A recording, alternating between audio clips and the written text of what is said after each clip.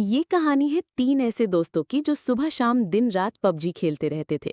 वो तीनों कहीं भी रहते थे पर पबजी खेलना नहीं भूलते थे। घर में रहे तो भी पबजी, स्कूल में रहे तो भी पबजी, यहाँ तक कि रोड पर चलते हुए भी पबजी खेलते रहते थे। वो तीनों पबजी खेलने में इतना बिजी रहते थे कि एक बार खाना भूल सकते थे पर पबजी नहीं। एक दिन की बात है, वो तीनों पबजी खेलते खेलते रोड क्रॉस कर रहे थे और अचानक तीनों का एक्सीडेंट हो जाता है और तीनों मर जाते हैं। मरने के बाद तीनों यमलोक में जाते हैं, जहां यमराज जी उन तीनों द्वारा पृथ्वीलोक पर किए गए कर्मों के आधार पर उन तीनों को नरक लोक में भेज देते हैं। पर नरक लोक में जाने से उन तीनों को कोई फर्क नहीं पड़ता है और वो तीनों वहां पर भी पबजी खेलते रहते हैं।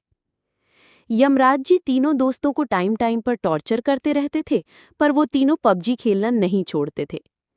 फिर यमराज जी ने उन तीनों को गरम तेल में फ्राई करने का आदेश दिया, पर वो तीनों पबजी खेलने में इतना बिजी थे कि उनको उससे भी कोई फर्क नहीं पड़ा।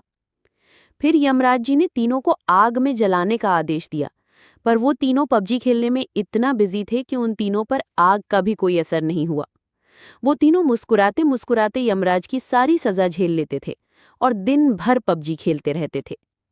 उन तीनों को यमदूत नरक लोक में भी इतना खुश देखकर उनकी खुशी का कारण पूछे तो तीनों दोस्तों ने यमदूत को भी अपने स्क्वाड में शामिल कर लिया।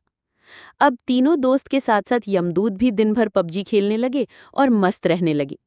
लेकिन यमराज जी ने यह देखकर बहुत ही क्रोधित हुए और सोचने लगे कि अगर यमदूत इन तीनों के साथ दिन भर पबजी खेलने लगे तो यमलोक को कौन देखेगा। फिर यमराज जी ने निर्णय लिया कि इन तीनों को वापस पृथ्वीलोक में भेज दो, और वो तीनों वापस पृथ्वीलोक में आकर फिर पबजी खेलने लगे दिन रात। इस कहानी से हमें ये शिक्षा मिलती है कि अगर दोस्त साथ में हो तो हम नरक में भी स्वर्ग जैसा मजा ले सकते हैं और यमराज पर भी जीत हासिल कर सकते हैं।